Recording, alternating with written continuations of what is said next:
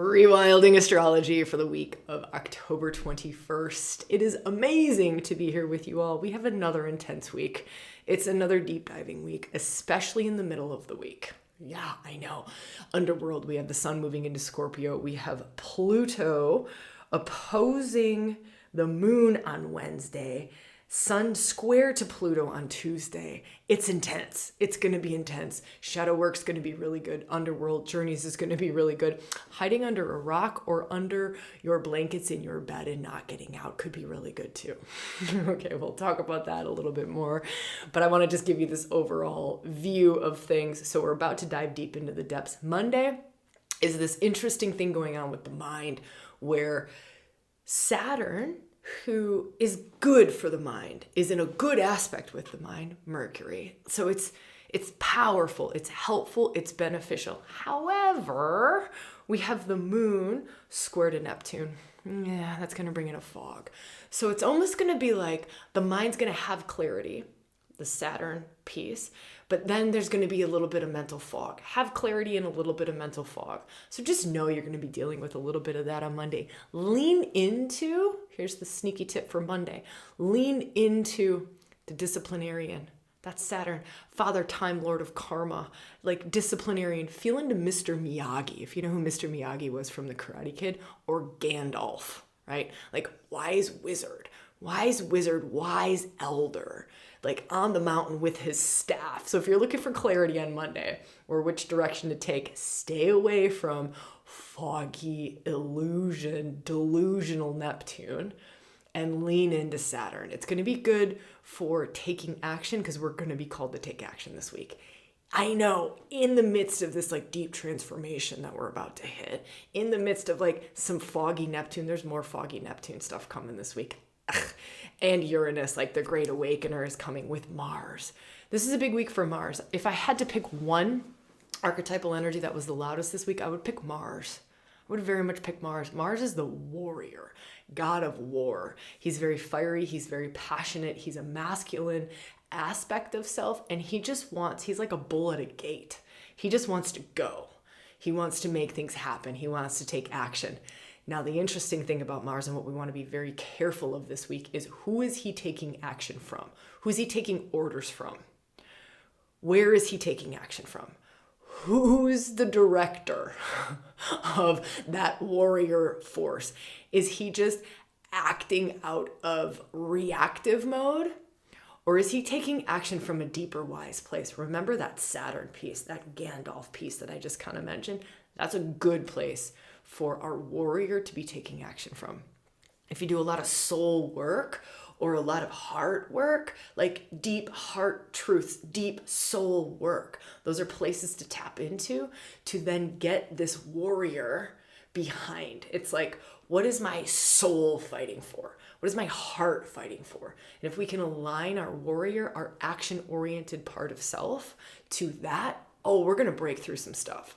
We can break through, this is kind of the benevolent side of this week, we can break through some serious barriers. Either self-imposed limitations, right? Barriers in our physical world, perceived barriers, any kind of upper limits. We've got massive potential to break through. It's pretty powerful. I love this. We'll talk a little bit more about that in a minute. So let's keep going through the days. So that's the big stuff on Monday, is kind of a help with reality. That Saturn piece, he really helps us with reality. He helps us to ground things in. He helps us to manifest. So again, leaning into that Gandalf, Mr. Miyagi piece to like make it real, make dreams come true, make it manifest, bring it into the physical world. That's the best thing that we could do on Monday. Next thing is, I'll talk about this too, because later on Monday, the moon's going to move into Cancer. We could feel this inward pull happening. When the moon goes into Cancer, it gets more emotional. The crab, you want to think crab shell. Like, I'm going to protect myself a little bit. So just be aware of that. If you're feeling that, just know that that's moon moving into Cancer. There's a depth in Cancer though. So when the moon's in Cancer, there's an emotional wisdom there. There's a depth that water signs, Cancer in particular, can go to, right? So there might be a way of going into deeper depths, and this is perfect for what's coming up Tuesday, Wednesday, is this depth part, right? Taking us, what's the wisdom in my deeper depths? What's my deeper depths wanting to reveal to me? What are my deeper depths? Pay attention to dreams, pay attention to deep intuitions, pay attention to deeper callings, deeper meanings, deeper purposes, deeper love, deeper is what we want to think. Now, here's what's adding to this depth. Tuesday, the sun squares Pluto. Yeah. So we have the sun squaring the Lord of the Underworld. That's Pluto. Pluto is death, rebirth. Pluto is power also. So isn't this interesting? The sun is conscious self. Conscious self in a square, that's a tough aspect. In a tough aspect to Pluto, who it's America's Pluto return, right? Pluto's on that final karmic degree of Capricorn, right? This is tough energy. This is the tough part of this is really pointing to this deeper depths, this tough, like, what are the deeper power plays? And the sun is the conscious self. So it's you, it's what you identify as, it's who you see yourself as, literally being challenged by Pluto. Pluto wanting you to see your shadows, wanting to see your misuse of power, wanting you to see where you give away your power, wanting you to see these last final pieces of him on that karmic degree of 29 Capricorn. Not super fun, but very revelatory for those of you who are well-versed in shadow work or well-versed in underworld journeys. You want to get into excavating some of the deeper depths. If you don't have a way to work with it, our shadow work workshop is available. It's $47. Might sing to you, might not. Maybe you have your own way of journeying into this shadow underworld territory. I have found though that you oftentimes need someone to take you into the places that you can't get to, right? Like they're hidden. They're unconscious. It's unconscious territory. We can't see it. Therefore, it's very hard to get ourselves into it. So it's nice to be guided into that territory where we can let go. I've done shadow work for I don't know how many decades I've been facilitating shadow work and doing it for myself. But this shadow work workshop comes out of at least 7 years of facilitating shadow work in person. I just can't remember when I released it. But it's powerful and it's there. You can just look for the details below in the description. Just look up, you'll see shadow work. That's a really good thing to do this week. Okay, so moving on, that's Tuesday. So Wednesday, we get a little deeper. Wednesday, we have the moon opposing Pluto. So the sun square to Pluto, right? That's conscious self. Now we have the moon. The moon, we talked about the moon is the emotional side of self. The moon is the mother aspect of self. The moon is more of like the inner part of self. If we were to say the sun is the conscious part of self, the moon could almost be a little bit more of the hidden part of self. You can just see, feel into moon versus sun in the sky, right? So feeling into the moon side of self, that emotional side of self, that flowing side of self, that more intuitive side of self, and that's in an opposition to Pluto. It's another tough aspect. So these two primary parts of self, moon and sun, get into tough aspects with Pluto on Tuesday and Wednesday. So what is Pluto asking us? Pluto is asking you, really and truly, Pluto is one of the evolutionary transformational points in astrology. If you wanted to look at soul points, you would look at Pluto. Really and truly, he's about transformational evolutionary soul astrology. So all of his revelations, all of the shadow work that he's asking you to do, all of the cleaning up your power crap, all of the looking at the occult, the sex, money, things that you have a tough time with, looking at it, cleaning it up, enlightening it, bringing light to the dark, bringing light to the hidden, right? Carl Jung said this is actually the path to enlightenment. It's actually bringing light to the dark, bringing consciousness to the unconscious. That's Pluto. Isn't that beautiful? I mean, so it's beautiful. It's powerful. There's so much power in the dark. More power than you can imagine is in the dark, is in the hidden, is in the unconscious, is in the shadow. So that's happening on Wednesday.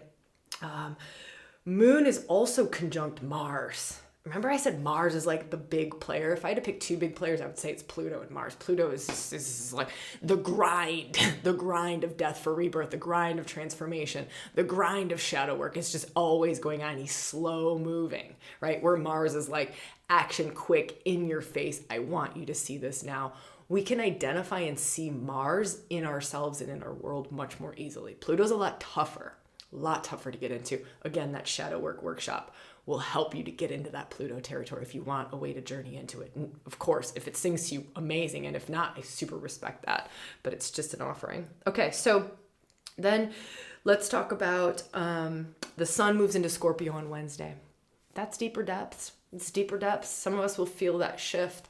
So that conscious part of self, right? Not only was it square to Pluto, now it's moving into Scorpio. Scorpio is the sign of Pluto, essentially. Scorpio is the deeper depths. Scorpio is the occult. Scorpio is the hidden. Scorpio is like money, power, that you want to think that. So now the conscious part of self is in that territory. The conscious part of self has just gone into the underworld. Yes, here we are in the depths, in the hidden, in the occult. It's beautiful. It's beautiful. And it's even more beautiful when we have tools to really excavate the gems. So not only is our shadow like the unconscious hidden stuff that we're like, this is going to be tough. It's the golden shadow. It's your hidden potentials.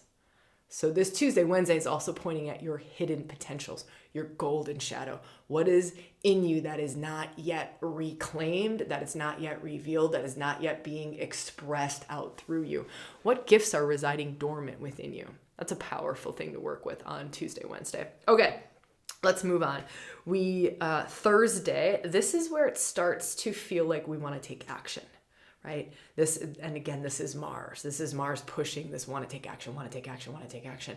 And remember, that big question to ask ourselves is, who is giving the orders to the warrior, right? What is like that chief? What is that? Is that chief like a Gandalf, like a wizened elder giving out, soulful, heart aligned orders? Or is it like the Wicked Witch of the West giving out orders to the warrior? That's really, where are we taking action from? How healed, how evolved, how wise of a part of self are we taking action from? If there's nothing else that you get out of this video, take that out of here. Take that out of this video this week. Where are you taking action from? Where are your words coming from? Where are you making decisions from? Where are you talking to your partner from? Is it from this wise part of self? Because all of that's action.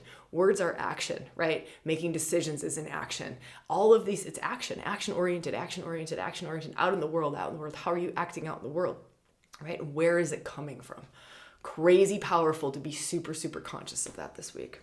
Okay, so we have Mars sextiles Uranus on Thursday. This is the breakthrough energy. So if we're coming from a soulful place, a wise place, we could break through some upper limits that are holding back those unique potentials that I talked about that are hidden in the shadow, those golden shadows. So those golden shadows, it's possibly the breakthrough that you are ready for so that those golden shadows can be revealed. Or just an upper limit or an old thought pattern. There's huge breakthrough energy available on Thursday. Really good to meditate on that. Really good to meditate on this Uranian Mars energy, where it's Uranus. Uranus is like, let me feel into some words. He's like revolutionary. He wants to revolutionize your life. Revolutionary. He wants to break through. He wants to blast you through stuff with Mars. That like combination. He brings like the magic.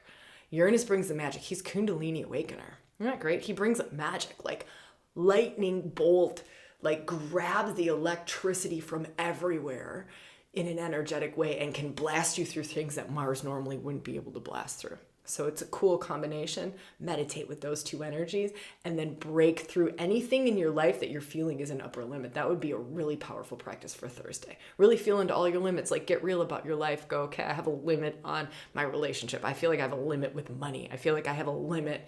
Where do you feel limited or stuck?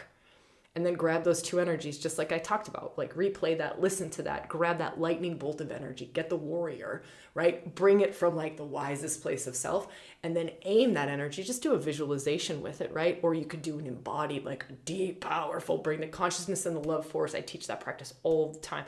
You want to weave consciousness with life force, consciousness and life force. That's the key. That's the key to making stuff happen, right?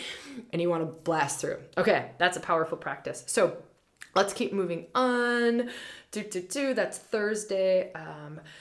So interestingly enough, Mars is in this sextile to Uranus, and then he's moving into a trine with Neptune. This trine with Neptune peaks on Monday, but we're probably already going to be feeling it. So I love that for breakthrough energy. That's going to be good for Thursday. It's going to be good for Thursday, maybe Friday. He's then going to start to get fucking watery. He's going to start to get all mystical, which is great, but it's just different. Less breakthrough energy. Now the warrior is going to get Neptuned out. He's going to get buzzed out. He's going to get, also, he could be, if our warrior needs a little bit of up-leveling, a little bit of evolutionary energy by the mystic, Neptune has this great capacity to take us into higher, more evolved expressions of warrior. And that's what Neptune's going to want to do. So it's going to be less action in the world and more like spiritual evolution of the warrior in us, which is also great. It's just different. It's just different. So that's going to set in probably like Saturday, I would say.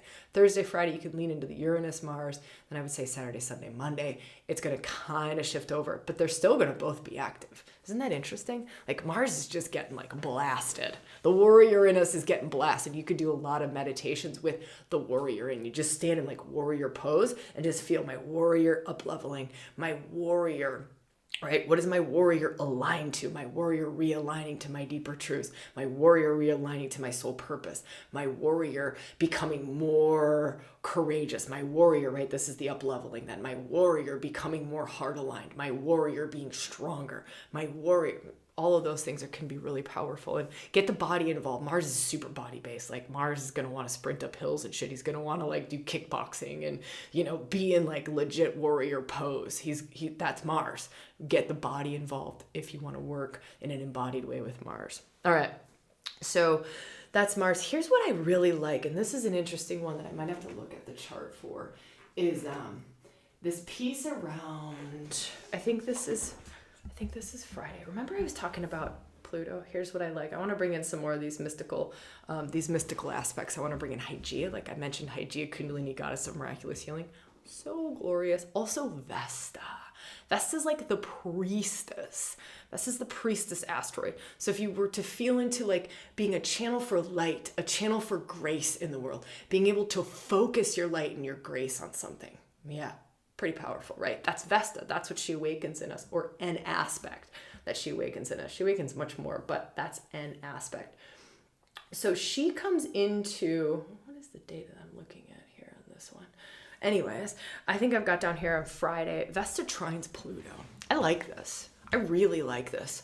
Like the priestess with Pluto. So you have the Lord of the Underworld. So now it's almost like you're looking at a Beauty and the Beast kind of an energy. It's Beauty and the Beast. So it's like Beauty, Vesta, the priestess, bringing this high voltage love to Pluto. I mean, that's like an unstoppable force. Pluto's got the depth and he's got the power, but now you've got the love and the light and the grace. Beauty and the Beast, Beauty and the Beast, Beauty and the Beast. Just think about that as a very powerful energy for Friday.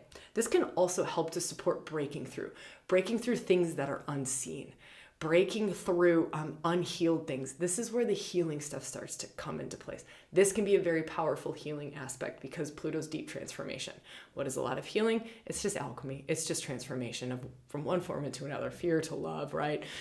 Coming from like hatred and like wanting retribution for something into just forgiveness. Like that's alchemy. That's alchemy, one form to another. So that can be happening there. Now, moving along a little bit, on Saturday we have this yod, these fucking fingers of God just keep happening. They're interesting. They're fated. They're fingers of God. And it's Chiron and Jupiter. This is more healing. So Chiron and Jupiter are in a trine. I like this. This is good. Jupiter, grace, benevolent. Chiron, deepest wounds.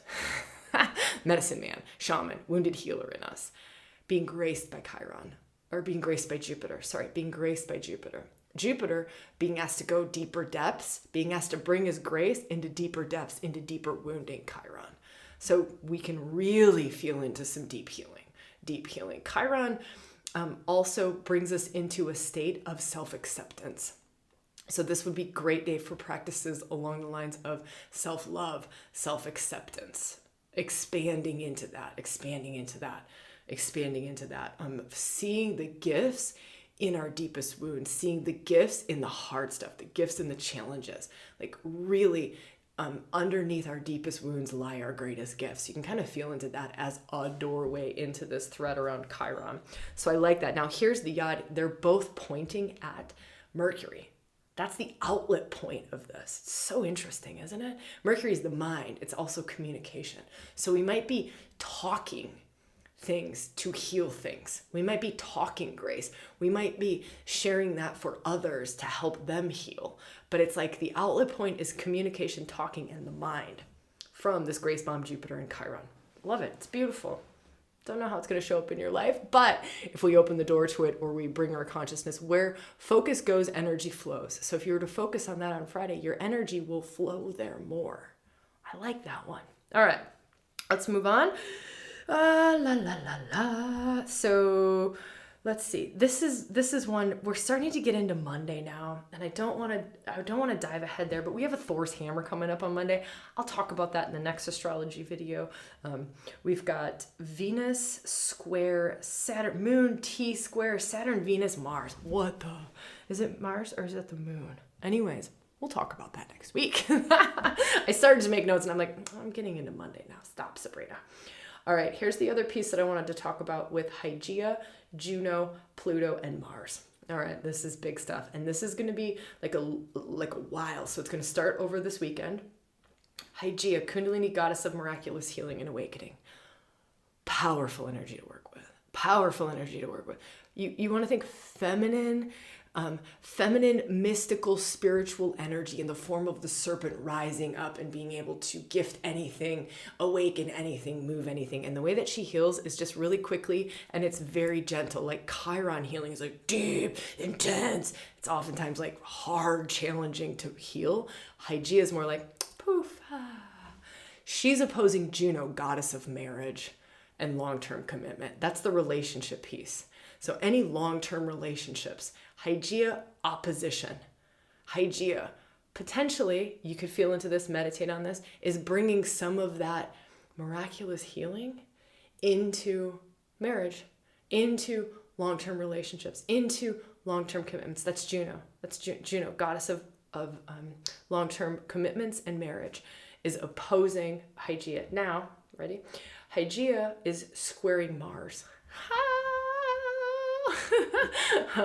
Mars is getting another dose of this up-leveling. Hygeia, Kundalini, goddess of miraculous awakening. You can kind of think back to like sacred sexuality, like back in the days of the sacred prostitute, back in the days of where the warrior would come home and would be healed by the sexual energy of the feminine. You can think about something like that. That's kind of Hygeia. Like here, let me open your heart. This can be really powerful for heart healing. It can also point to some deep wounds where we need some more heart healing, or we need some more feminine in our masculine, where our masculine is maybe denying our feminine, overriding our feminine. Some of this can be showing up too. And so Hygeia is also in a square to Pluto, right? Also in a square to Pluto. Which we've talked about Pluto being in the underworld, but Pluto to be gifted by two of these glorious goddess energies, Vesta and Hygeia. I mean, they are really benevolent. They are high voltage, grace-filled energies. I love this. It's like literally bringing Shakti down into the underworld, bringing Shakti into the dark masculine, bringing Shakti over to Mars, right? It's like bringing that feminine gifting, the feminine awakening into the warrior, into our own masculine. You don't have to think about it in terms of gender. Your own masculine, your own action-oriented aspect of self, whatever you would consider masculine in yourself, just it being gifted by the goddess, him being gifted by the goddess. Powerful. My goodness. Okay, that's the week of astrology that we have coming up. Oh my gosh, I almost shut that down. Let me see, what else can I share with you? Our Priestess training retreat. It is the only retreat being held on the Dragon Line. Did you see that ley line video on the Dragon Line? It just came out on Sunday before this video came out.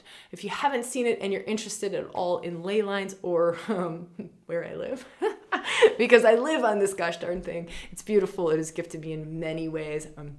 I have literally 10x'd my capacity for creating living on this line.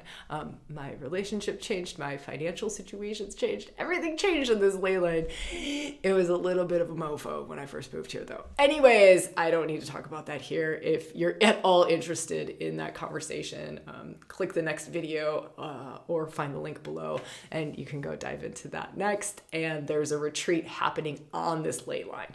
So if you're interested in working on the ley line or interested in working in this territory of priestess, like I was talking about Vesta, right? I was talking about like Kundalini, goddess of miraculous healing, working in these sorts of energies, working as maybe a light worker in the world. I know that that term is a weird term, but anyone who's working in the world as like any kind of channel for light, love, grace, right, in the world. Any one of us who's like interested in raising the vibration of the planet in whatever way, or we just want to channel a little bit more sacred juju into whatever it is that we're doing, whether it's raising babies or we're building a business.